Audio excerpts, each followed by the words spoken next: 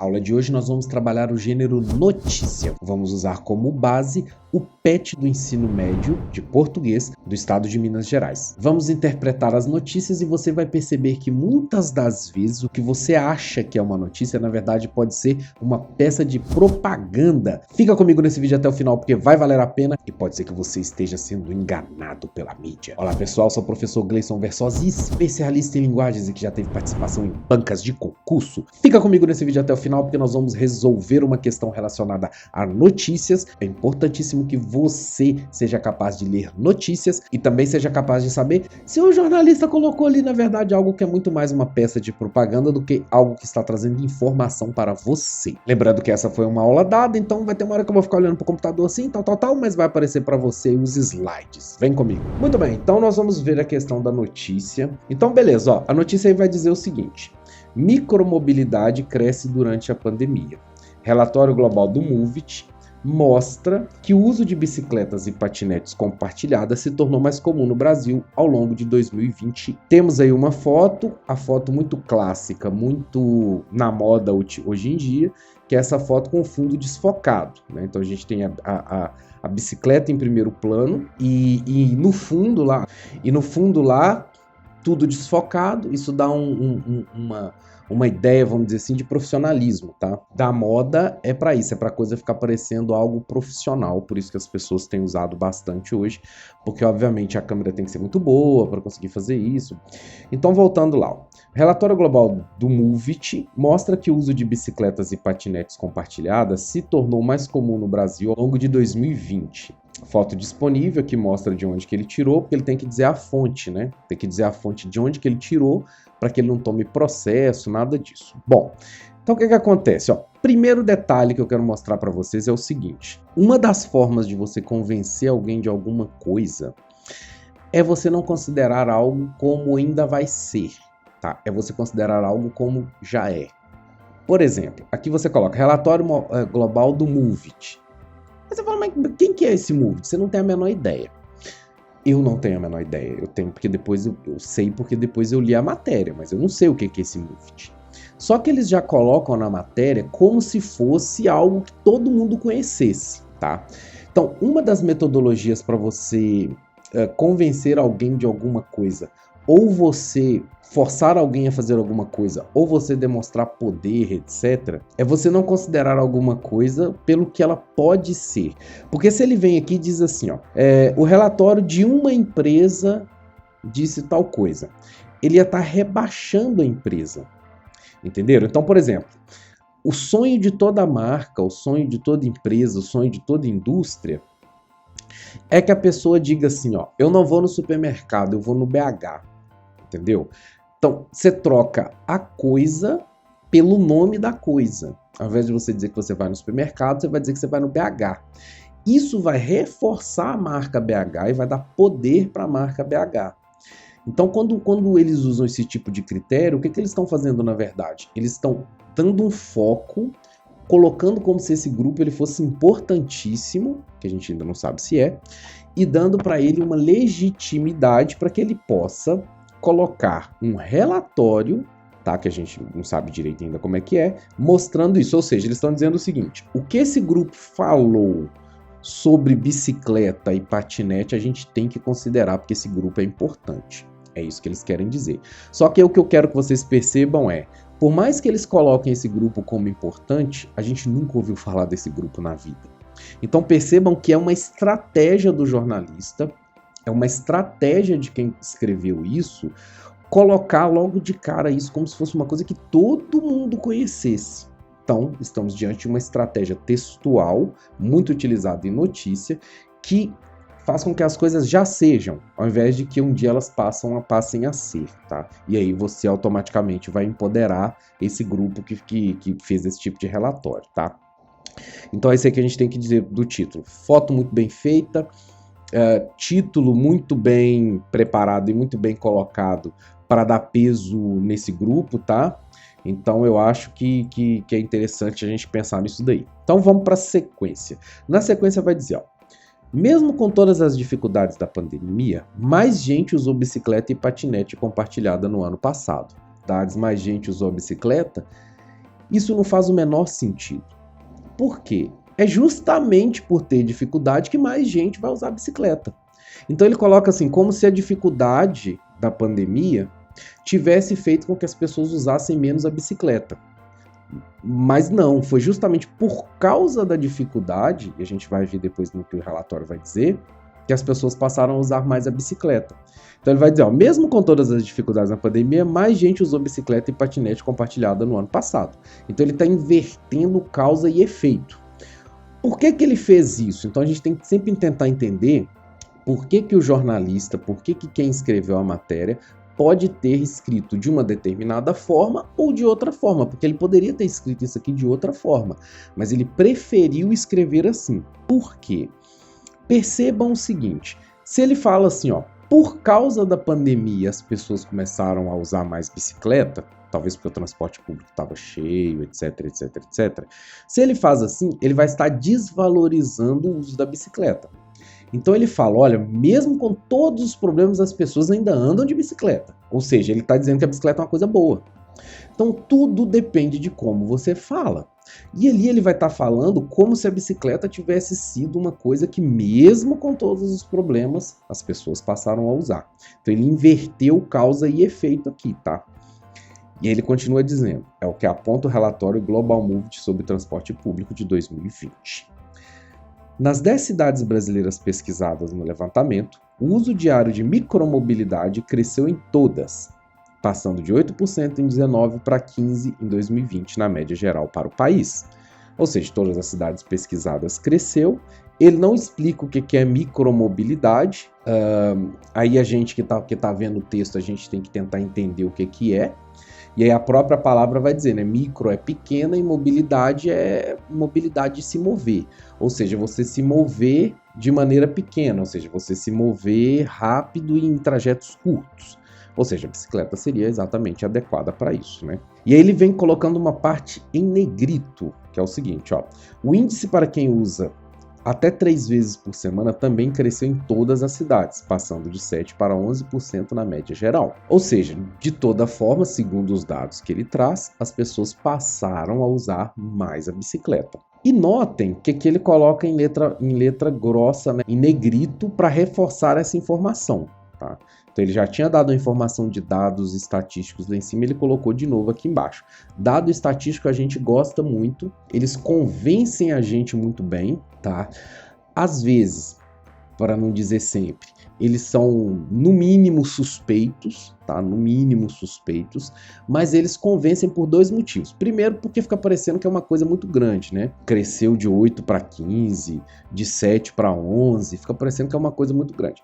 E segundo, porque se a gente for questionar e falar assim, não, mas não acho isso muito não. Aí alguém vai falar, uai, mas você também não entende nada de transporte público, não sei o quê.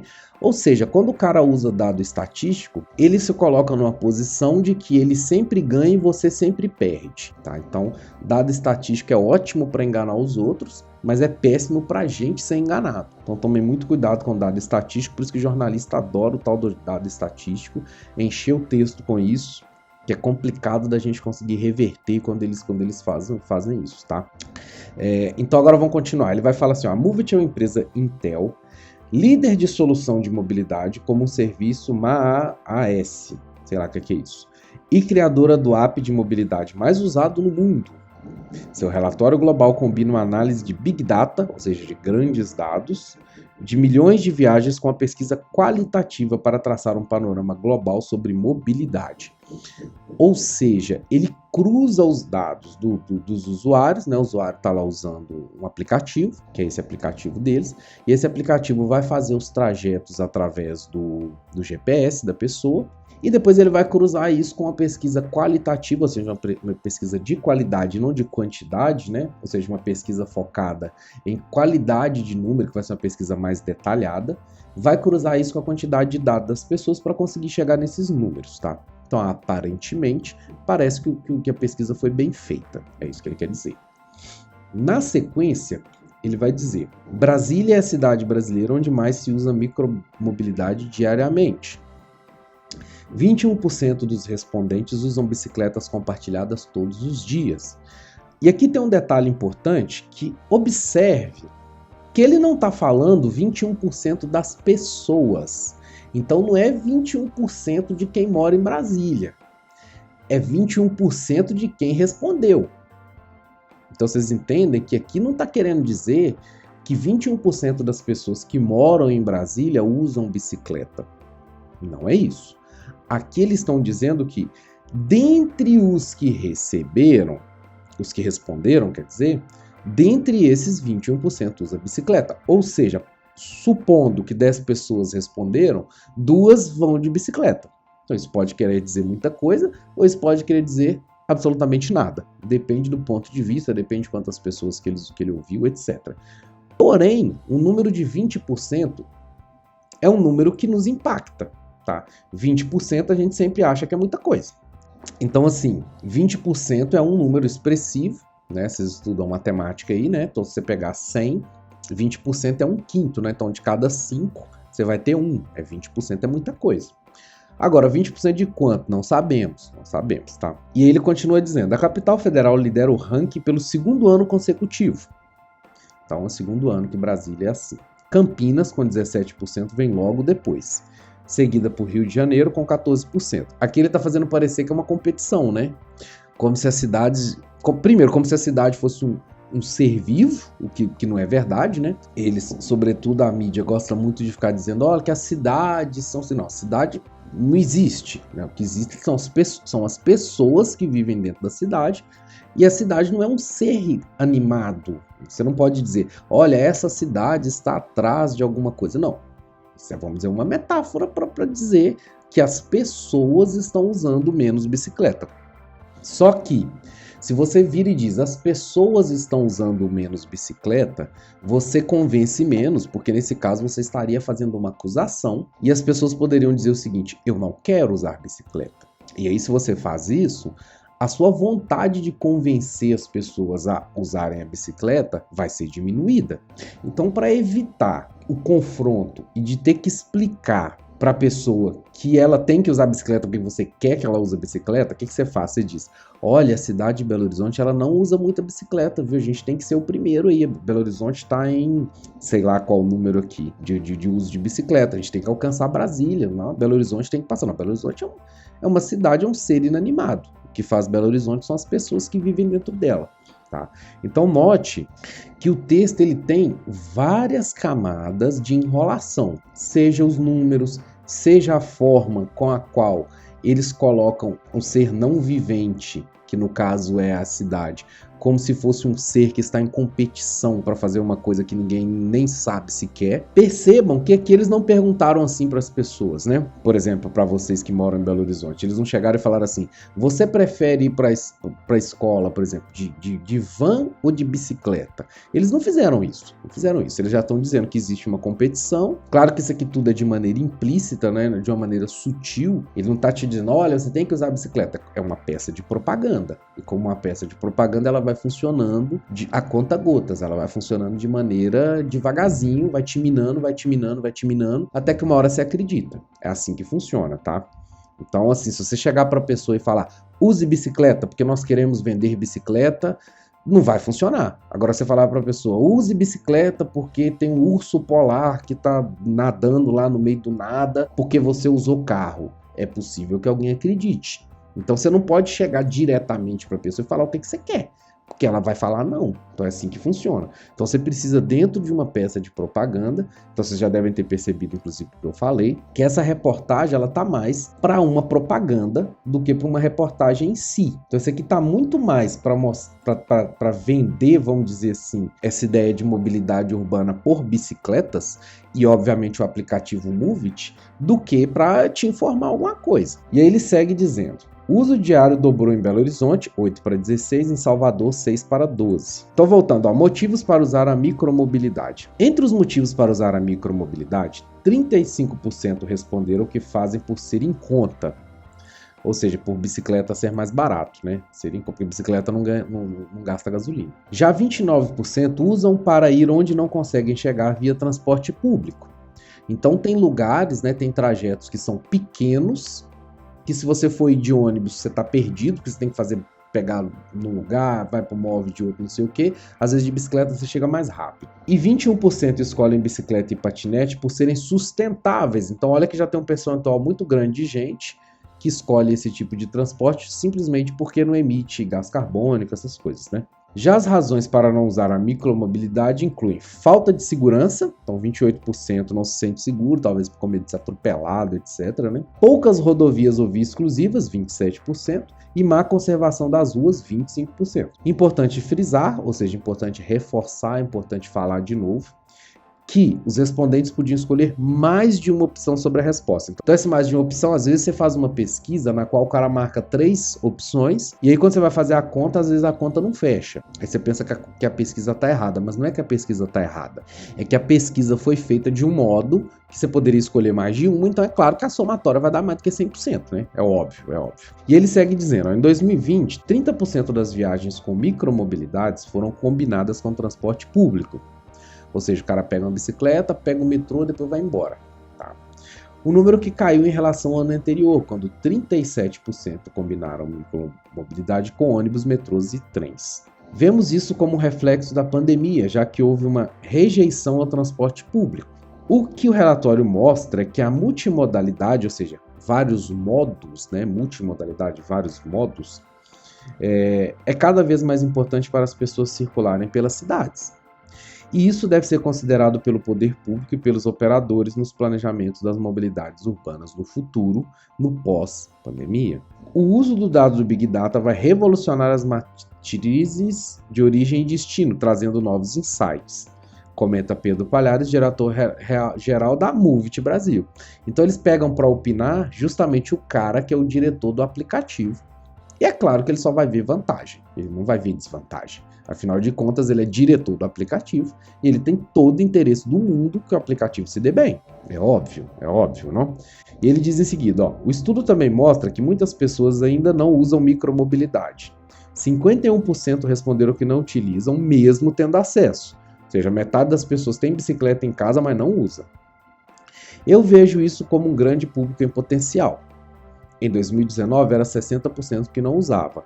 O índice vem caindo na medida que mais gente vai conhecendo a micromobilidade, pontua Palhares. Então, claro que ele vê como potencial, porque ele quer que todo mundo ande de bicicleta para usar o aplicativo dele, né? É óbvio. Então, beleza, terminando o texto e indo para as perguntas. Ó. O relatório Global Movit sobre transporte público é formado por tabelas dinâmicas, onde é possível analisar os resultados das regiões metropolitanas em diferentes países, sob critérios como tempo de viagem, distância percorrida, número de baldeação e outros. A nova edição permite ainda a comparação dos dados com o ano de 2019. E aí tem a fonte, ó, micromobilidade cresce durante a pandemia, e o site é o Portal do Trânsito, e tem ali o site, a referência caso você queira entrar. Mas note que no final do dia, esse site ele acabou que ele levou alguém, não para falar especificamente de algo relacionado ao trânsito, à mobilidade, mas um cara que tem total interesse em, vamos dizer, vender o peixe. Então a gente pode dizer que essa reportagem, apesar de ter toda uma cara de reportagem, ficar parecendo que é um negócio que se preocupa com as pessoas, não sei o que, tal, no final das contas é uma propaganda, tá? Isso acontece muito. Então hoje, às vezes a gente pensa que reportagem e tal, isso está tratando de fatos, enquanto que na verdade a reportagem às vezes ela é só uma peça de propaganda, que é o que aconteceu isso aqui, tá? Porque na verdade, se você parar para pensar, a própria escolha do jornalista por um determinado tema ou por outro determinado tema, ele já vai levar o público a pensar uma determinada coisa ou a pelo menos discutir alguma coisa. E aí vai um conselho importante para vocês. Se vocês, por um acaso, odeiam, se você por acaso odeia alguém, não fale dessa pessoa, tá? Propaganda, quando você fala mal também, é uma coisa boa para a pessoa que está falando mal. Porque, supondo, você não gosta da pessoa, aí você perde tempo falando mal dela. Você vai ter dois problemas. Primeiro que você está perdendo tempo, o seu tempo precioso, falando mal de alguém. Isso por si só você já está perdendo. O segundo, que a pessoa que está ouvindo, ela muito provavelmente pode pensar que você detesta tal pessoa por inveja, por exemplo. Então o efeito que talvez você procurou de falar mal da pessoa, que talvez fosse que trouxesse algum malefício para a pessoa que você não gosta, o efeito vai ser o contrário. O efeito vai ser que essa pessoa vai acabar se sobressaindo, porque ela vai ficar parecendo que é uma pessoa que está sendo injustiçada porque alguém está falando por ela pelas costas. É bem possível que a outra pessoa comece a olhá-la com outros olhos, e aí o seu intuito inicial de falar mal acabou ajudando a pessoa. Então, assim, às vezes é melhor você não falar nada. Então, se você não gosta, então não fala nada. Deixa como um não assunto, né? Porque se você não debate o assunto, se você não fala do assunto, mesmo que seja mal, né? A artista gosta muito disso. A artista adora ir lá criar uma polêmica, não sei o quê. E aí você vai lá, vai falar mal do cara, vai no canal do YouTube do cara, vai no Instagram do cara e comenta xingando. Isso é bom pra ele no final das contas. Ele quer que as pessoas vão lá e façam isso. Porque enquanto mais pessoas forem lá e xingar ele, mais ele vai ter dentro da possibilidade de patrocínio para chegar pro patrocinador e falar que teve interação. Então, vejam bem, aí vai dizer na questão, essa notícia foi publicada em um site na internet em 4 de abril de 2021. Por que a indicação da data da publicação é importante em uma notícia, seja ela impressa ou digital? No fim lá ele colocou, ó, 15 de maio de 2021 foi quando ele acessou e a notícia é de 4 de abril. Por que quando a gente fala de notícia, a gente tem que colocar a data? Por que notícia tem que ser datada? Por que no jornal lá em cima vem a data do jornal? Já não começa o jornal de uma vez? Porque o jornal é todo dia, não é? Então, por exemplo, o super, quando vocês vão lá comprar. Todo dia não tem? Todo dia. Vamos supor que um dia você lê uma notícia lá e você queira saber. Fala assim, eu li lá uma receita de bolo. Eu quero saber como é que é essa receita de bolo. Mas o jornal foi de quinta, por exemplo. Como é que você vai saber se ele não tiver data? Né? Porque o jornal ele tem prazo de validade. Ele é feito para ser consumido, para ser lido no dia. Passou do dia, você vai precisar da referência da data para você voltar. E outra coisa, vamos supor que não tem o dia. Que diferença faz? Se ele é um jornal, se eles não tivessem datas, não ia fazer muita diferença. Nós procuramos e nós queremos e nós gostamos da notícia fresca, né? A notícia ela tem que ser do dia, ela tem que ser da hora, ela tem que ser do momento, né? É tipo o Twitter lá, a notícia do minuto. Antigamente, quando tinha, por exemplo, um terremoto, levava, sei lá, horas para um brasileiro ficar sabendo. Que aí você tem que ter um correspondente. Vamos supor, teve um terremoto no Japão, vamos supor assim. Antigamente funcionava da seguinte forma: você tinha que ter um jornalista de alguma televisão, de algum jornal que estivesse no Japão, ou algum jornalista que tivesse alguma conexão com alguém que morasse no Japão, para que esse cara telefonasse para o jornalista, ou o próprio jornalista de lá fizesse isso, ou um jornalista que estivesse ali próximo, na China, por exemplo. E ele telefonaria pro jornalista e falou: olha, acabou de ter um terremoto no Japão. Aí, esse cara que ligou pra Globo, por exemplo, a Globo ia ver se a notícia é verdade, ligar para outras pessoas no Japão, confirmar, levantar número de mortos, blá, blá, blá, blá, blá, para só horas depois sair a notícia: terremoto no Japão, aconteceu tal. Hoje, o último terremoto que teve, inclusive no Japão, não levou 30 segundos, a notícia já estava no Twitter. 30 segundos. Então você imagina, se o terremoto durou 1 minuto, o cara fez o Twitter sendo saculejado pelo terremoto ainda. Ele estava tweetando com o terremoto jogando ele para cima. Então, em 30 segundos, durante o terremoto, né? Ou seja, durante o terremoto, o cara sendo saculejado para lá e para cá, ele ainda pegou o telefone e fez o tweet, gravou um trechinho: olha, está acontecendo um terremoto aqui, não lembro qual era o lugar, lá no Japão especificamente, mas o terremoto ainda estava acontecendo, ou seja, é tempo real. Ali ele já jogou na internet, você em qualquer lugar do mundo, né, desde que tivesse acesso ou tivesse seguido a hashtag, etc., você já conseguiria saber que estava tendo um terremoto no Japão. Então hoje a velocidade de informação ela é 1000 vezes mais rápida. Ela é 1000 vezes mais rápida. E mesmo assim você precisa da data. Porque nesse caso do terremoto, por exemplo, se a gente pega o Japão, que é um país que tem muito terremoto, mesmo lá você precisa de datar para saber, olha, esse terremoto acontecido no ano tal, né? Ou no mês tal, ou no dia tal. Então você precisa datar para você conseguir se situar no tempo, e aí para que você consiga ter uma cadeia de acontecimentos, caso você precise de alguma coisa, por exemplo, até questões de questão de seguro, por exemplo, você saber quando aconteceu tal coisa. Então, por exemplo, seu carro quebra, vamos supor que em Belo Horizonte, né, que acontece chuva de granizo às vezes. vem uma chuva de granizo e aí você tem que provar que seu carro foi destruído pela chuva de granizo. Aí você tendo uma notícia de jornal, por exemplo, que data que a chuva de granizo aconteceu tal dia e seu carro foi destruído tal dia, você consegue provar lá para a empresa de seguro que aconteceu isso. Então é por isso que ela tem que ser datada, tá? Vamos para 2 então? O título da notícia fornece alguma indicação concreta sobre o fato noticiado? O título lá diz o seguinte, ó: micromobilidade cresce durante a pandemia. Vocês perceberam que o título... então a primeira resposta seria, então sim ou não, esse título ele traz informações? E essas informações são suficientes? Se você pensar bem, quer dizer, ele fornece alguma indicação concreta? Porque pensa, ó, na verdade mesmo, se você for ler essa matéria, se você ler só o título, já é suficiente. Você não precisa nem de ler o resto. Se você ler só o título aqui, você já entende a matéria todinha. Não precisa de ler o resto, não. Micromobilidade cresce durante a pandemia. Top, beleza, resolvido o problema. Você não precisa nem de ler a matéria. Então, esse é um tipo de matéria que você só vai ler se você realmente se interessar pelo tema. Então, essa é uma das coisas que vocês têm que aprender. Quando vocês vão ler notícia, e eu acabei de falar para vocês que notícia fica velha, ela só vale no dia, vocês têm que selecionar aquilo que vocês vão ler. Não tem como, é humanamente impossível você ler todas as notícias todo dia sobre tudo. Então você vai procurar a notícia ali e você fica de olho só no que você quer ver, porque senão você vai perder tempo. Você vai perder tempo, você vai ficar lendo coisas que não tem nada a ver e no final do dia não vai adiantar nada, tá? Então vamos lá que a gente já tá acabando. A notícia lida apresenta um subtítulo, que está logo embaixo. Texto curto que aparece logo abaixo do título para complementar o seu sentido e ampliar a informação. Identifique no subtítulo alguns dos elementos. Quem fez, o que fez e para quê. Então deixa eu voltar aqui para vocês verem o que é o subtítulo, do que ele está falando. Ele está falando dessa parte aqui, ó. Vocês perceberam que essa parte está em itálico? A letra está deitadinha, né? Ela está em itálico.